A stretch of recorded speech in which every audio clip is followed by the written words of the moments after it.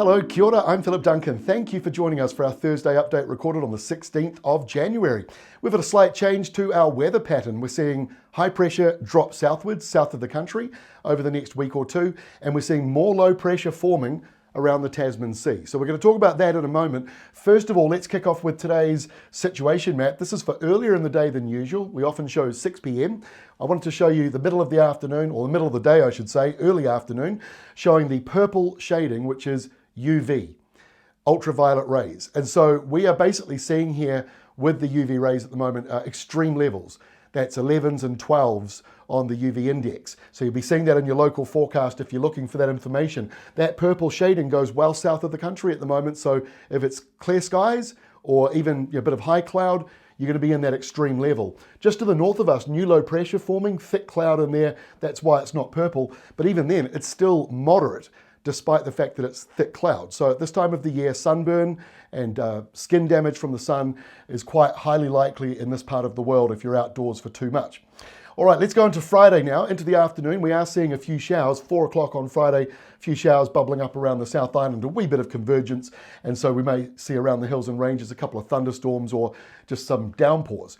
At the other end of New Zealand, the top end of the country, a subtropical airflow coming in for the first time in a while after the cooler air we've just had for the last few days. Starting to see that warming up. So as of tonight, Thursday night, into next week, temperatures at the top of the North Island, basically the area you're seeing here, sort of Auckland northwards, are going to be noticing that temperature going up by 4 or 5 degrees. So if you thought the last few nights were a bit cold, or if you thought they were perfect for sleeping, you may notice that the nights ahead get a lot warmer, a bit stuffier. You might have to turn the air conditioning on or the fans on, open more windows than you've been doing in previous days. The airflow for many other places, though, still not overly warm. Southeasterlies coming from well south of the country, going around that high, and that's coming in from about East Cape all the way down to parts of Otago and Southland.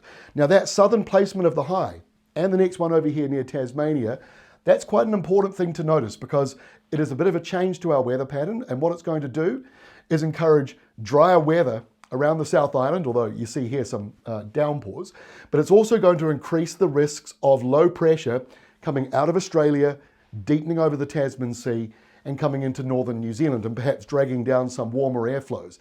Doesn't necessarily mean a major change to our weather pattern, but we are seeing some changes, and that could produce, as we see here, more easterlies. After weeks of having southerlies and sou'westers at the top of the North Island, now it's a turn to easterlies and northeasterlies. And like I said, we are seeing a line of convergence here from the top to the bottom of the South Island. That could produce some thunderstorms, heavy downpours. Not everyone in that blue line will get it, but track the rain radar on the day, you can see where they bubble up and start to drift. Let's go into the weekend now. So on Sunday, further into the weekend I should say, we see more showers around the top of New Zealand on Sunday. A bit of patchy kind of rain in there. This is all low pressure out to the north of us and going all the way up into the Coral Sea. So a low pressure zone forming now around northern parts of New Zealand as high pressure increases to the south of the country. And that is a bit of a change to where we've been for a while. We've still got easterlies coming in though for many regions, but places like Hawke's Bay and Gisborne starting to notice a warmer nor'easter kicking through, and then that will slowly be felt in the days ahead further down the country. But rain on Sunday doesn't look too widespread, and maybe on Monday either. It's still kind of patchy, broken up. Cloudy weather kicking back in again, more showers around the eastern side of both islands, a windy northeasterly coming down here as well.